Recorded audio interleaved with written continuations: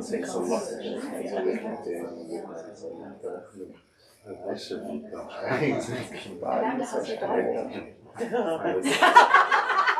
I love it. I love this. Okay. I was just bringing you in the background. I was like, we had dinner. Hi everyone, welcome. Good to see you again. Thanks so kindly for joining us. Welcome to Green Apple Books in the Park. My name is Car Johnson. I'm the event coordinator here. And tonight I am so excited to welcome Arwa Alsamarae Deema Shehabi and Zeina Hashem Beck to celebrate the anthology we call To the Eye and the Night, Love Poems by Writers of Arab Heritage. Let's give a hand for all of them. It's a beautiful book. I'm so glad we get to celebrate it, and I'm glad we get to have several voices from some of the poets who can't be here tonight. We get to hear a little bit of them too, as well as the poets who are here this evening, so you're in for a treat. Thank you for joining us both in person and online. Hello, online audience. We are broadcasting from San Francisco. We are on unceded Ramaytush land, and we hope that you join us in our pledge to turn land acknowledgement into action by donating either your time or monetary means to an indigenous organization each time you hear a land acknowledgement. I have very brief business before we get to the heart of the evening. Now is a good time for it, unless our poets say otherwise. I think it's okay. All right. Please do check out our full event calendar on our website at greenapplebooks.com. We have a really great season ahead of us, including the event that you are currently attending. The restroom is behind me. It is available after the event and not during the event for obvious reasons. If you need to know how to get there, please let me know and I'll gladly tell you. We have copies of tonight's anthology that we're celebrating at the front register. You can find them there. And we also have copies of Zeina's book as well, her most recent collection.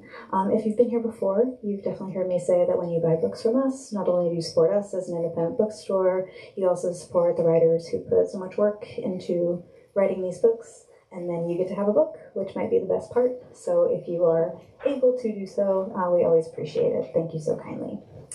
And without further ado, I'm going to go ahead. I'm going to introduce our readers in order. They are each going to read.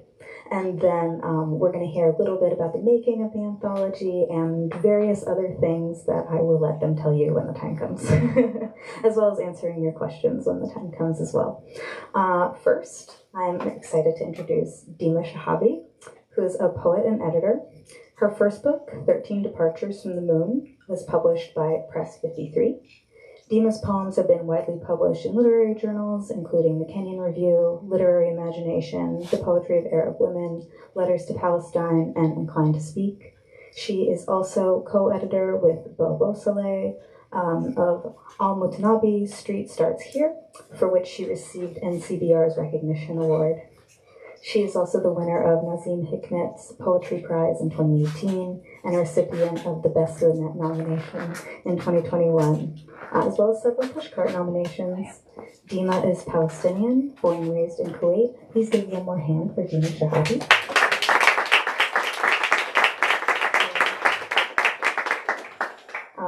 After Deema, Arwa Alsamarae is an ophthalmologist and writer living in the Bay Area. Her work has been published in NISNA, the Asian American Writers Workshop, and Palette. She is co-founder of the Coffee and Script Collaborative, an online literary community of Arab writers. Let's give a hand for Arwa as well.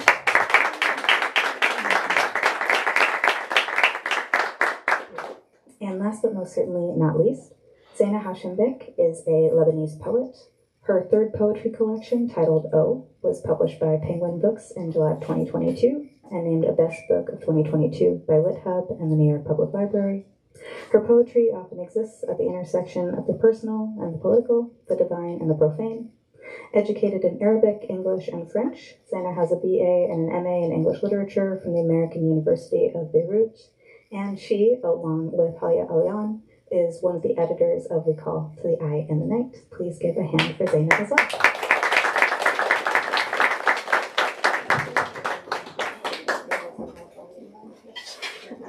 I have no idea why the bio says I have a BA and I'm an editor.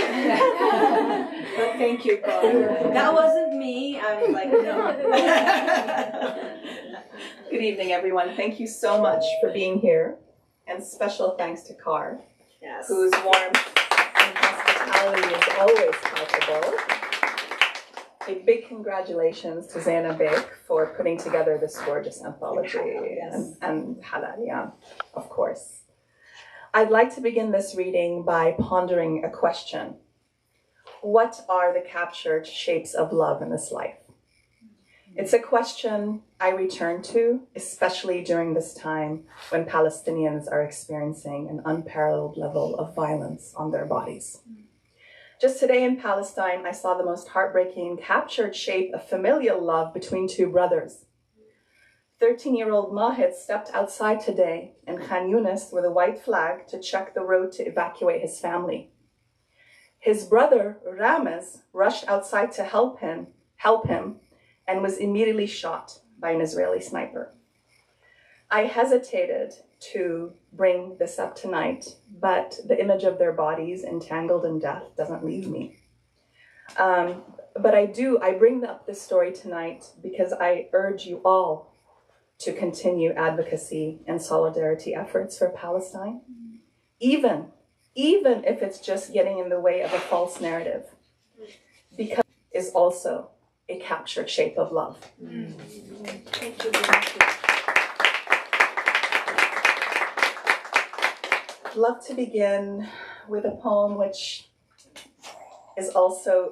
has these portraits, deep, delicate portraits of love by none other than Hayyan Sharara, who's a Lebanese-American poet. This is called Oh. The sun will turn into charcoal, and the sky a hole where once it shined. Sons and daughters will become men and women whose sons and daughters have children whose children do not know them. Or something else, or something worse, or a thing unthinkable. What can't be imagined? No trees which a long time ago touched each other from continent to continent, or bees which are in the Quran and already disappearing, or the things done again and done again and done again, which is sometimes called a life. All the almost babies in the bellies of all the almost mothers, they will come screaming into the world, and they will go quietly. So quietly, almost every man, woman, child, and animal will be none the wiser. Save us from our own black holes. Save us from Genghis Khan. Save us from the bubonic plague, from the Dead Sea, from Death Valley, and the ravages of the moon which will one day tumble onto our heads. Save us from that which keeps all the good scientists awake so late. Oh, one day there will be no more, what's up, baby? No more, good night, sweetie pie. No more, honey, take out the trash. No more, no more. One day, everything will be gone. Everything will be different. One day, but not today, and not tomorrow, and not soon, at least.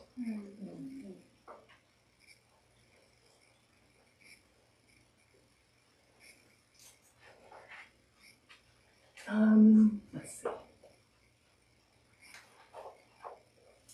This one is by a lovely Palestinian-American poet named Zeina Hashem Beck. This is called Rebuttal to Exile. Rebuttal to Exile. I remember you before we meet. Not only our dead whose names I chew into bells, but here too among the living, convinced I belong to you.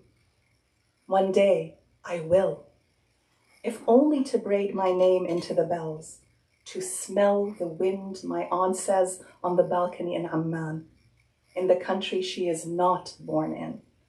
One day I will, awake as Emmer in the middle of ending, to smell the wind, she said.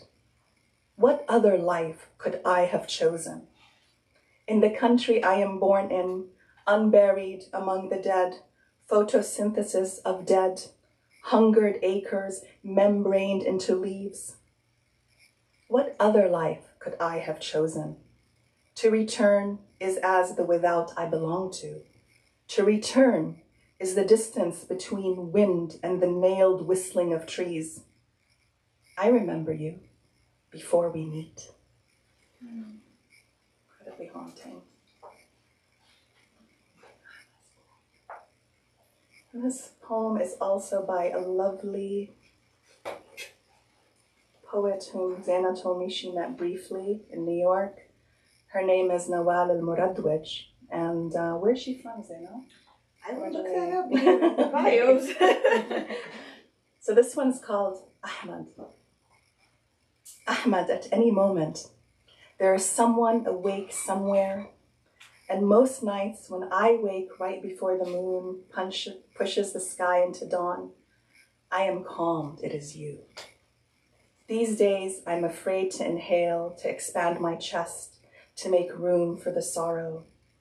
I imagine your body taut with sleeplessness, racked with unnamed hunger, running silently by the river, slightly ahead of the herd. Incredibly tender. She was born in Jordan and raised in Lebanon. That's what the Bible says. The daughter of Ghada and Saleh.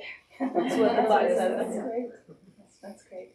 And I'll end my reading with a ghazal which I wrote, which takes the Robert Frost phrase, I have a lover's quarrel with the world, and repeats it as the refrain.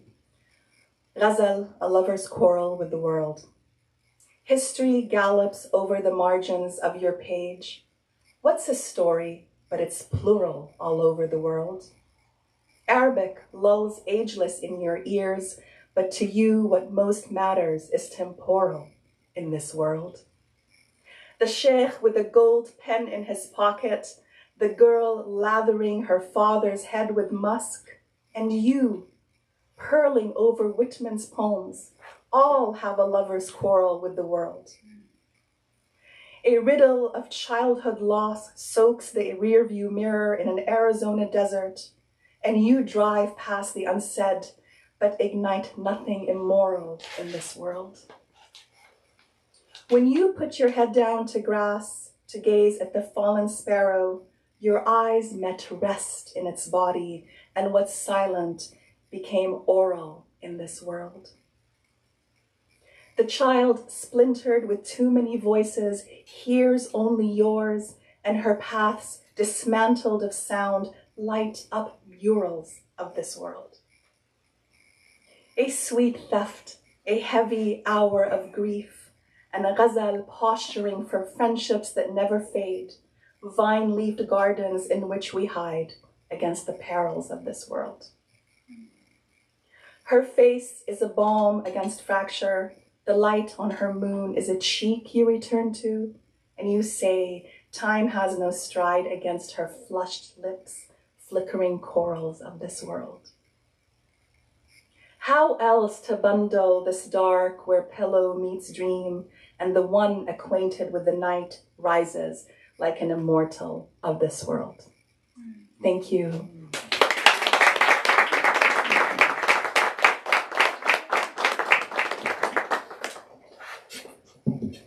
I'm just going to say thank you so much, Deema. Thank you, Kar, for organizing this reading. Thank you, Zeina and Hala, for putting together this beautiful anthology. Deema, that was an incredible introduction. Your remarks were really powerful. Thank you. I'm actually going to start with also something that I wrote here.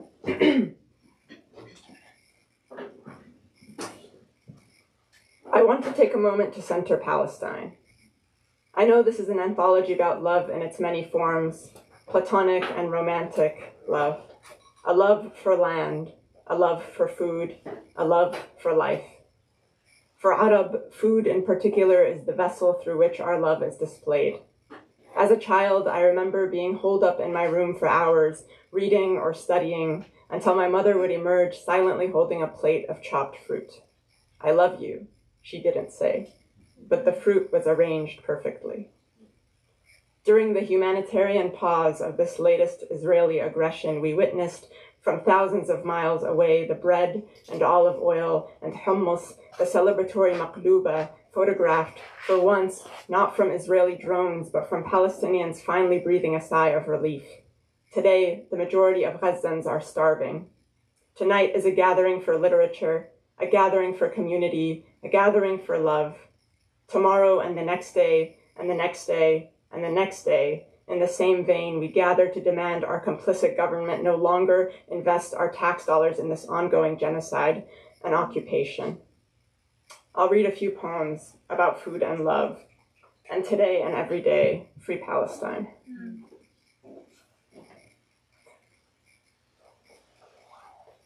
So the first poem I chose is called Eat, Eat by Mahjaqah. And it starts with a proverb, eat as much as you love us. Arab women saying. See the oval platters oversprinkled with pistachio and glistening pine nuts. See the bed of saffron rice heaped with dark and white meats. The squash and the burghul soften and become a home with garlic and coriander. The gift, it teaches me generosity. Loving you, I love myself. Now I can give beyond measure. Never drink while another is thirsty. You first. No, you. We could dance like this forever. The eggplants, in 1,000 ways, have given their souls to us. Let the burst of pomegranate seeds purple your mouth. Parsley is so much more than a garnish. Eat, be satisfied, and satisfy. Tomorrow, I will. The next one is by Hala Alian, who's the co-editor of this anthology with Zeina, and it's called Tonight I'll Dream of Nadia. The hairstylist has known me for 15 years and he croons, pretty, pretty, while burning my curls straight. I forget how you can miss the crocuses peeking through your life. I love this country, and the other one, and the other one. It's all salt when I visit. Za'atar and scrambled eggs, pumpkin seeds, bowls of loaves. Nadia is in the hospital, and when I enter her room, I call out to the doctor, I'm sorry, this is the wrong, before interrupting myself. I pace the wires along the bed.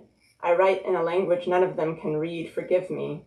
I didn't say anything about the wedding in Beirut or how I really thought I'd come back. I just read the Fatiha and touched her hair, and the day will come when a young woman in Beirut will muscle her way through a nightclub and dance until her feet ache, and I won't be on this earth anymore. The fledging tree near the pharmacy will bloom and die and bloom, and the hairstylist tells me to lean forward. My hair falls, the hairspray hisses, pretty, pretty.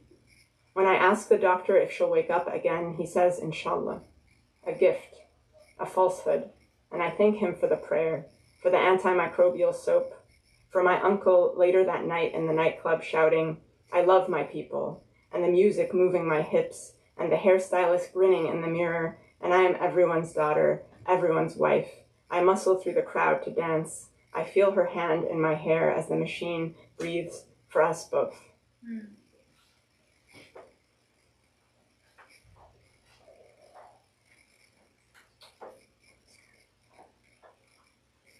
It's harder than it looks.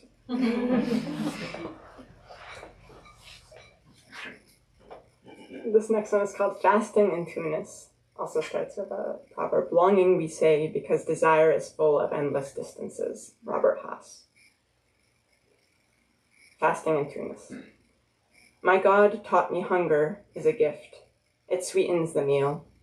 All day I have gone without because I know at the end I will eat and be satisfied. In this way, my desire is bearable. I endure this day as I have endured years of days without the whole of your affection. Your desire is one capable of rest.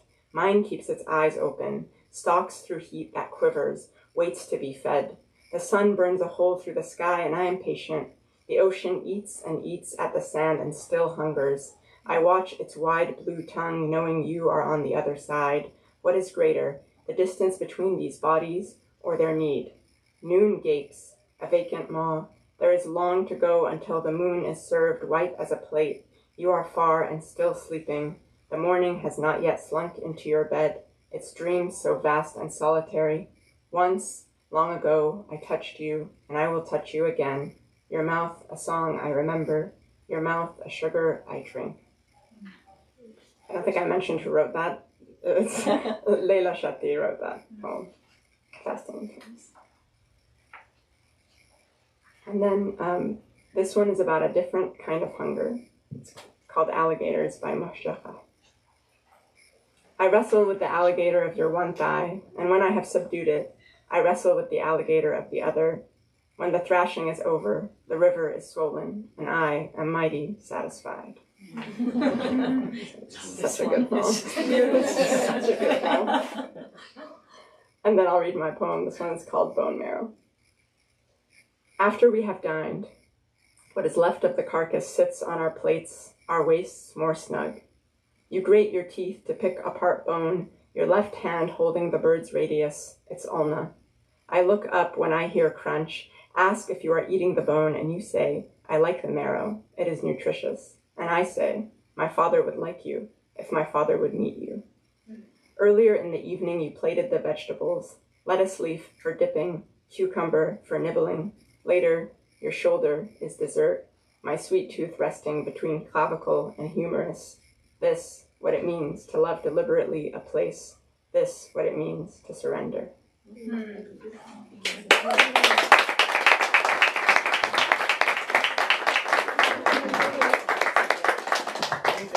Thank you, Arwa.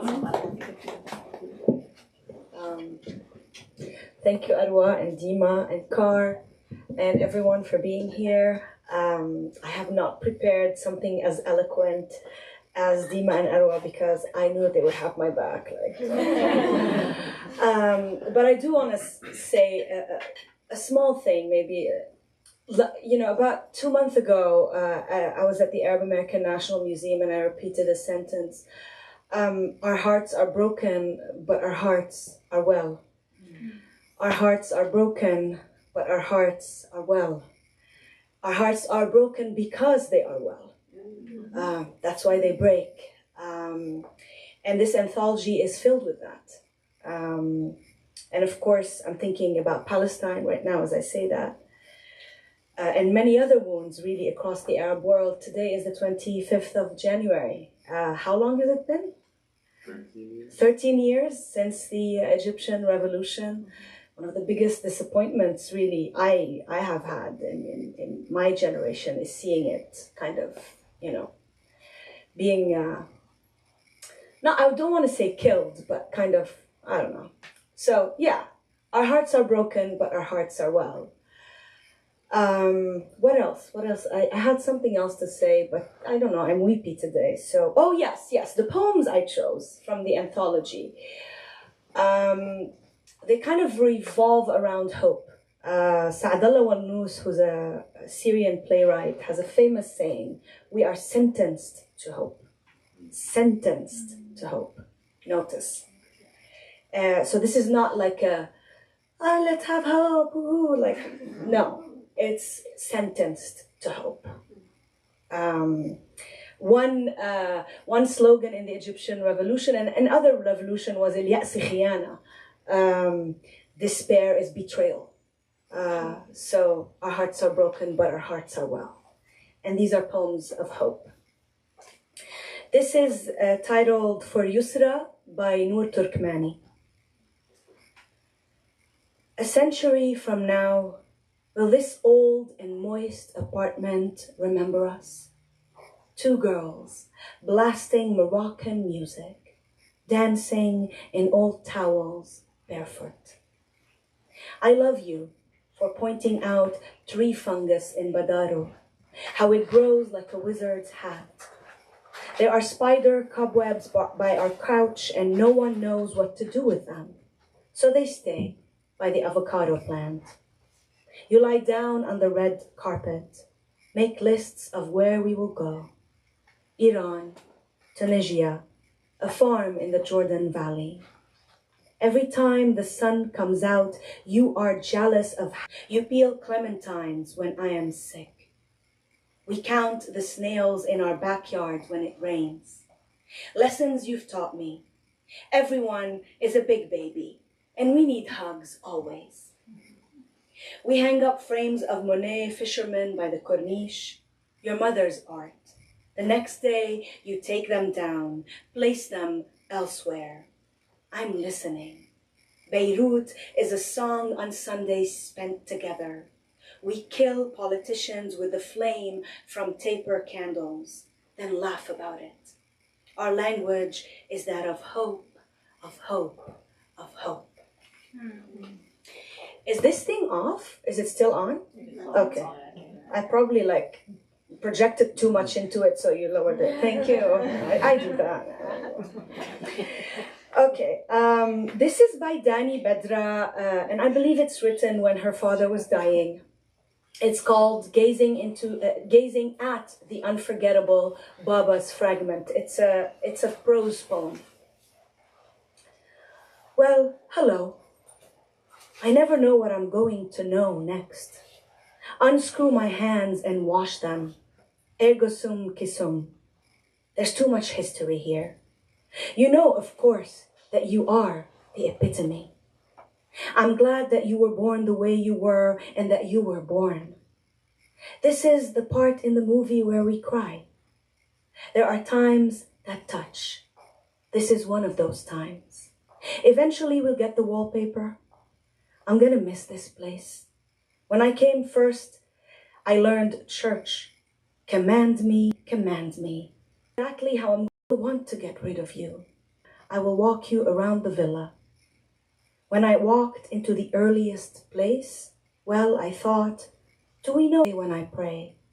Spread yourself 1,000 ways.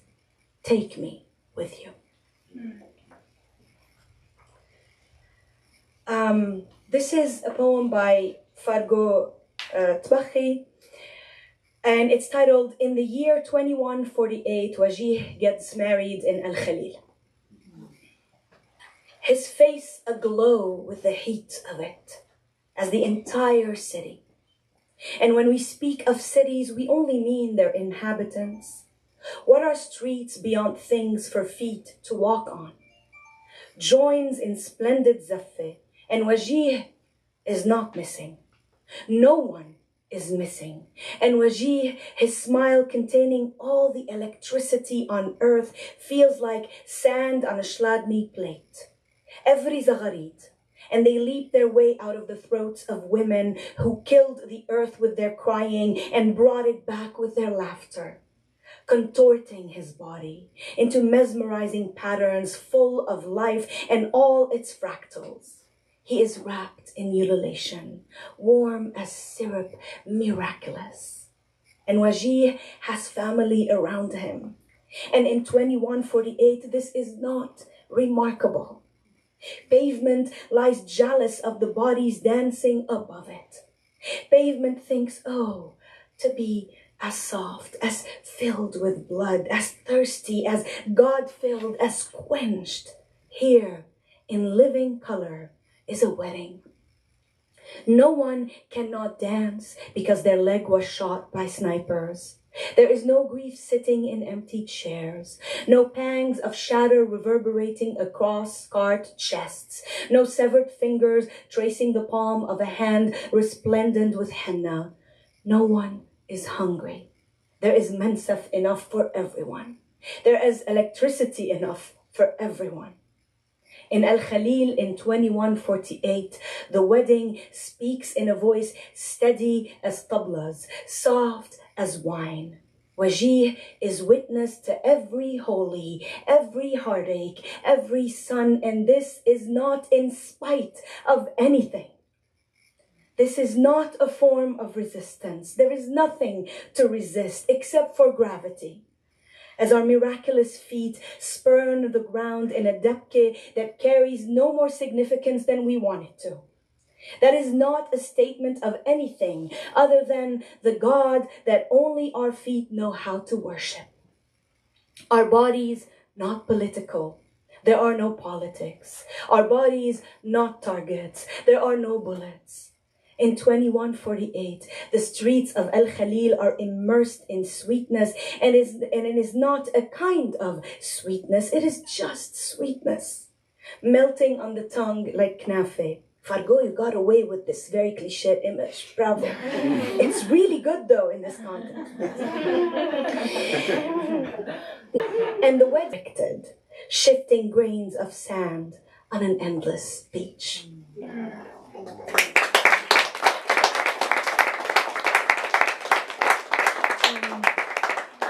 I'm not going to read my poem from the anthology because I kind of want to stay within the theme of hope that I'm thinking about today. I'm sorry if you've heard me say this before, but I've been writing sonnets. And they're palindromes, so I kind of read them from top to bottom and then switch them and read them from bottom to top. This is one of them. It's tentatively called Uneven Sonnet.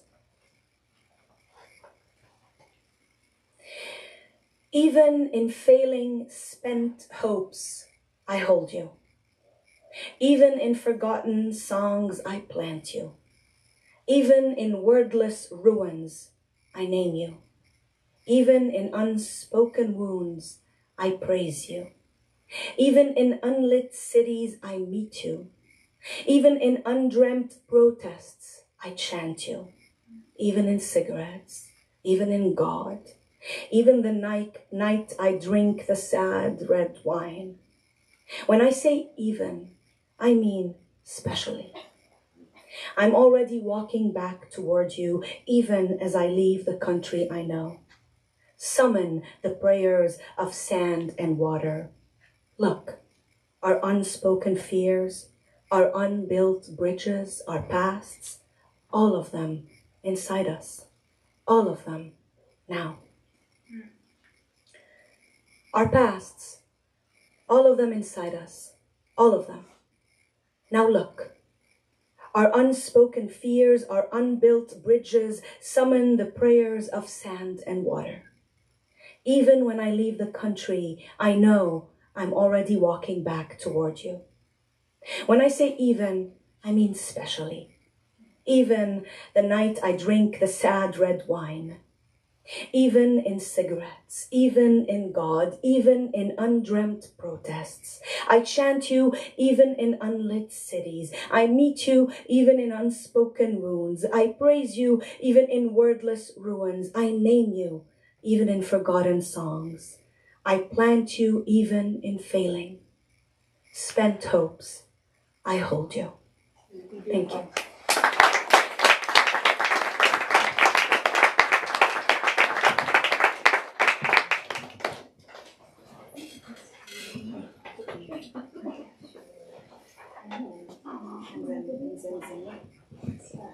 Okay, so we thought before we chat with you, I could talk a little bit about the process of putting this beautiful anthology together. It really started with some WhatsApp messages between me and Hala. She was like, hey, do you want to do an anthology? I was like, yeah. What should the theme be? And she's like, I don't know. And I was like, can it be love? Can it please be love? I need love in my life right now. And so and we both needed like this sustenance of love poems in our lives at that particular moment. She was going through some things with pregnancy and surrogacy. I was going through some things in terms of moving to California. And so we were like, okay, love poem anthology, great. And I guess the really important thing to say about this anthology for me is that this is not an anthology, and it kind of seems like I'm reacting, but it's not. It's an anthology that doesn't want to concern itself with reacting.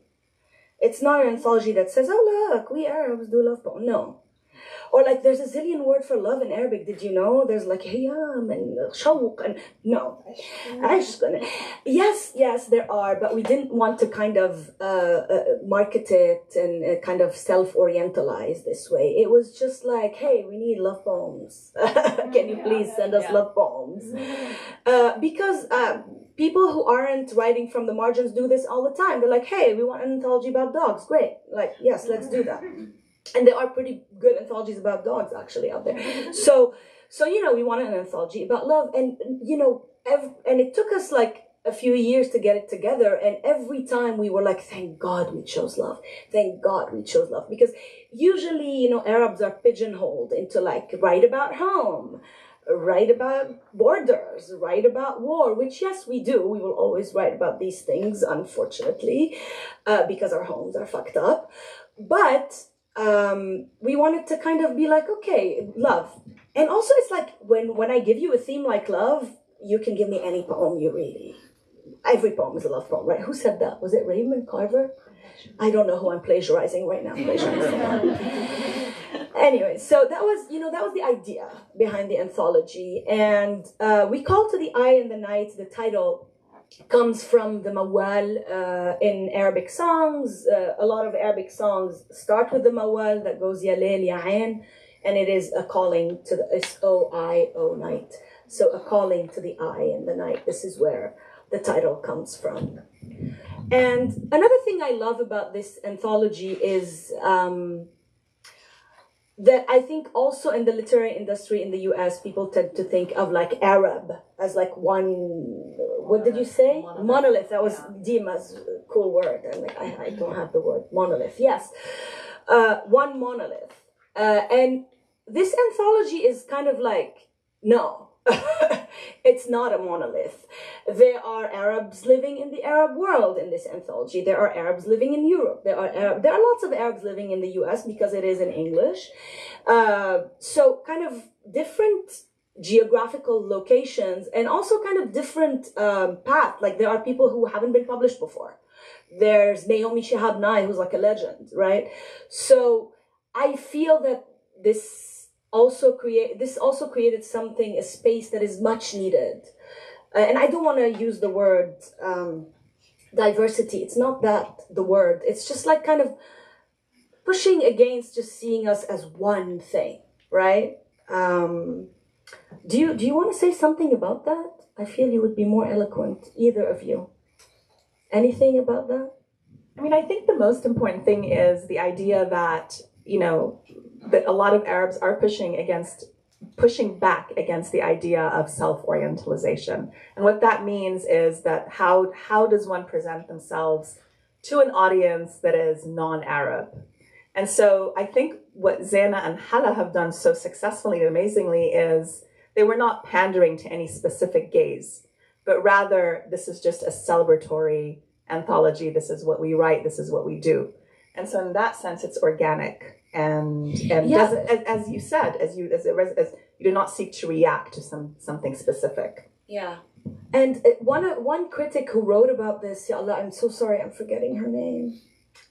But one critic who wrote about this anthology beautifully said this anthology feels like a hafle, like a party, which is like, come over, let's dance, Ya layl ya ain, we call to the eye, and kind of like we wanted to feel like it was amazing. Like I'm so happy it felt like a hafle, right?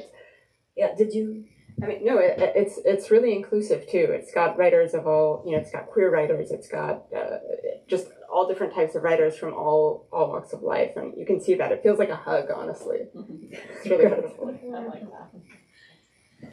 Yeah, so I think that's kind of me situating you in like the creation of the anthology. But we can maybe take questions from you now if you have any questions. And start a conversation.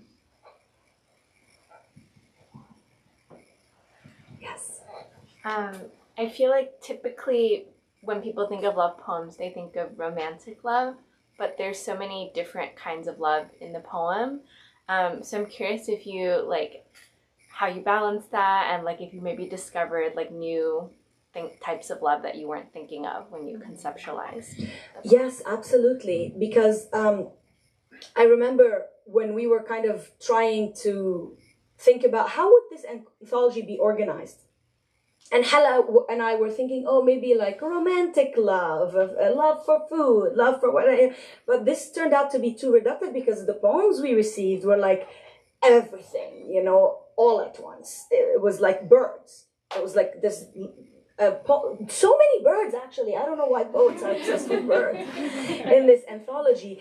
And so you can see that, you can see that this kind of multiplicity and endlessness, really endless possibilities of love with the organization of the anthology that isn't it's in 6 parts, but it's not thematic.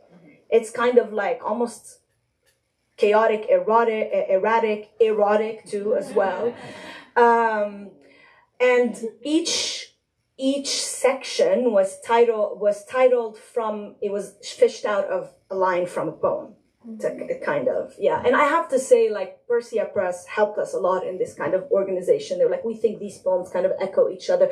Just going by, oh, these poems kind of echo each other, but not really saying, this is divine love, this is, romantic love, this is so, it completely went in what. Were there thoughts about accepting poems in Arabic as well as a way to write for ourselves, not just for an outside audience? No, because I don't feel that Hala and I had those tools. I read Arabic, Hala doesn't read Fusha very well, so we didn't feel like this is ours to do, if that makes any sense. And both of us, both Hala and I, have been publishing for a long time in English, so it felt like, okay, this isn't our territory. But I think I want to kind of give a shout out to a Palestinian anthology that's forthcoming from Haymarket Books, edited by George Abraham and Noor Hindi. I don't know what the title is yet. But in that Palestinian anthology, they have both poems written in English by Palestinians and poems in translation by Palestinians. So they did that, and I think that's beautiful. So you can look out for that anthology from Haymarket as well. Yes? I'm curious to hear you talk about the experience of publishing people for the first time in this anthology. What that was like, interacting with those submissions and those poets. I mean, it was beautiful because, in a way, like you hadn't arrived yet, you were late. But Deema read a poem by Nawal Murawij, who I hadn't heard of, didn't know. The poem is titled Ahmad, and I love that Deema chose it. Although she why did you choose it? How did you feel? It just spoke to me, right? It just so it was really cool that we were receiving submissions, yes, from people we knew existed as poets, but also from we have no idea who this person is. Wow, this poem is great, right? So yeah, I guess it was cool to do that. Yeah.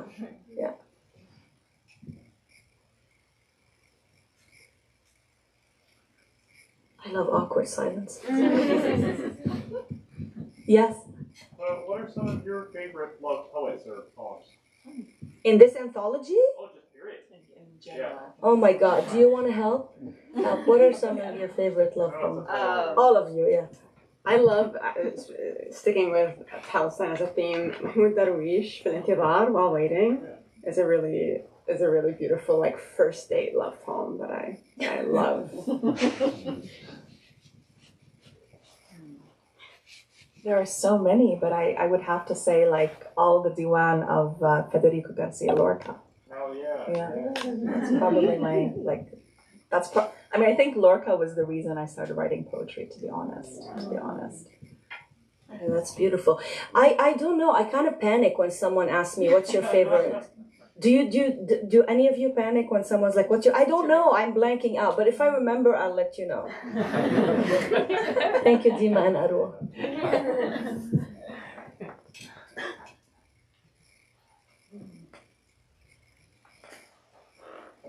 I bet you I'm going to remember this in an hour and be like, why didn't I say this? That's always how it is.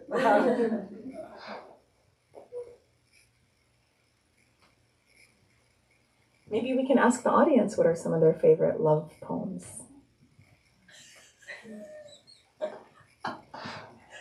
So, Natalie, what are some of your favorite love poems?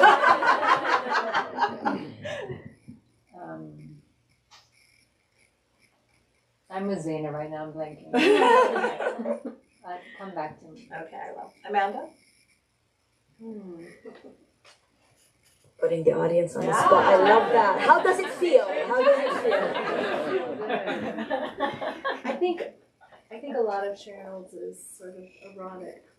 Oh yeah. Sharon Olds. Yeah. Stag's Leap is the whole collection is erotic. And the grief and the love together and Nice, yeah. Very nice. Yeah. Anyone else care to share? I'm not gonna call out. Sorry, how do you? We'll teach us to sit in the front row. Yeah. There's an excellent love poem in this anthology called Ode to My Unibrow, I think, by Marlon Jenkins. Yes. Which is excellent. It's one of my favorite love poems as well. So when you all get this book, you should read that one.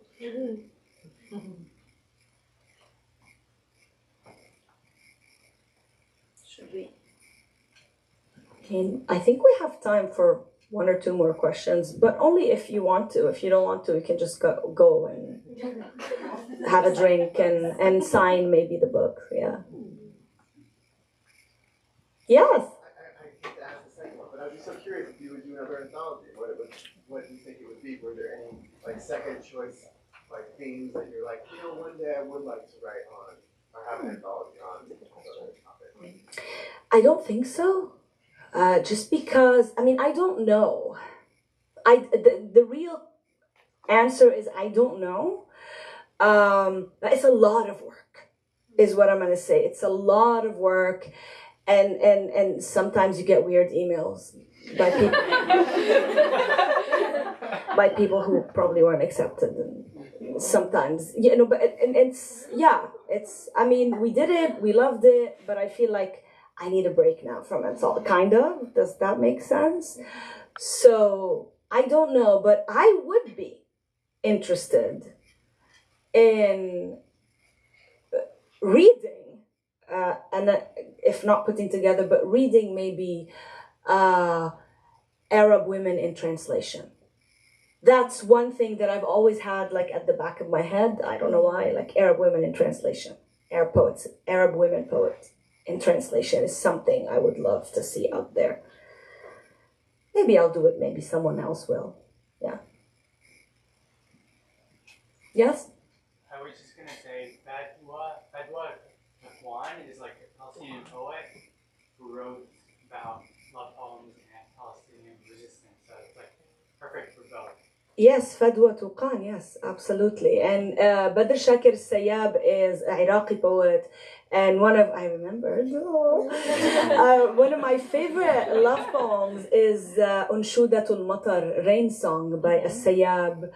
That begins with an address to the lover and then swerves into a whole love poem for Iraq. It's a beautiful, it's a beautiful poem. Yeah.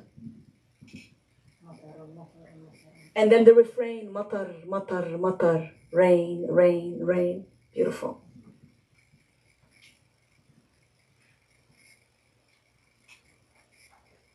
One more question. We can have one more question.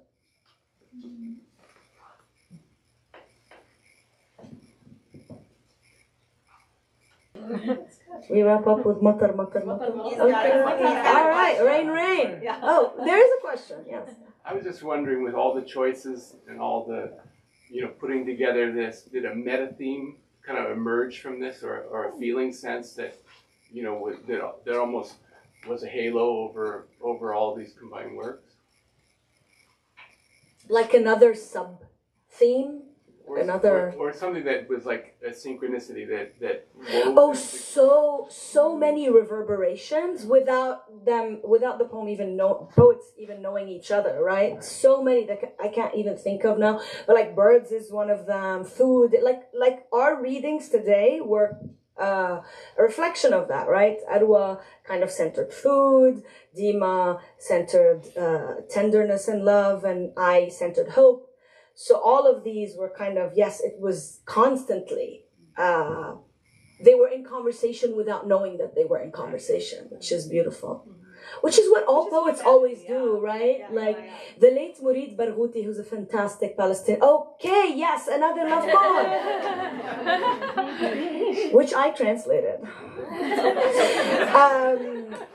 No, but seriously, a really good love poem by Murid Barghouti is called A Small Eternity. It's on the Baffler website. You can look it up, A Small Eternity.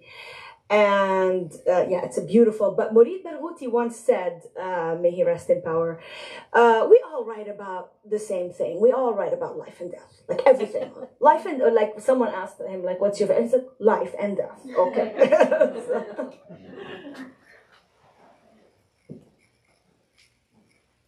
Yay! Thank you so much.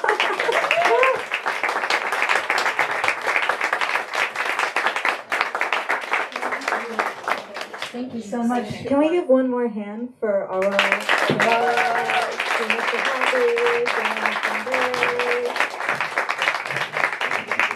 You're all completely lovely, and I'm very glad to have you here. Thank you so much. This was very special. Thank you. And you all made it so. I so appreciate it. I am just here to remind you that we have copies of The Call to the Eye and the Night at the front register. You can find them there. If you, would you be willing to sign copies? Yeah, we can have the lyrics signed. Excellent. They're gonna sign. Sign it. So they're at the front. Hey, sorry. You're good. It's okay. No one saw that. That's why we're gonna make it quick.